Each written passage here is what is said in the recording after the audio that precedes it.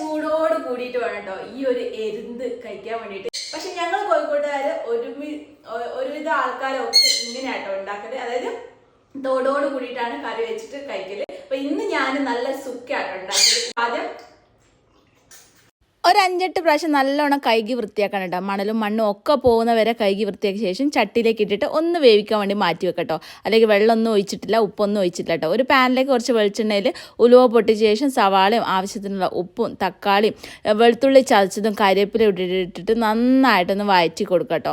അപ്പോഴേക്കും ഇതവിടെ ഇവിടെ വെന്ത് റെഡി ആയിട്ടുണ്ടാവും. മസാലയായിട്ട് മഞ്ഞൾപ്പൊടി, മുളക് പൊടി, കശ്മീരി ചില്ലി ഇത്രയും സാധനം ഇട്ടിട്ട് നന്നായിട്ട് വഴറ്റി കൊടുത്ത ശേഷം നമ്മൾ വെന്തിട്ടുള്ള കടുക്കല കേട്ടോ, കല്ലുമ്മക്കായയില എരുന്തിലേക്ക് ഇട്ട് കൊടുക്കട്ടോ.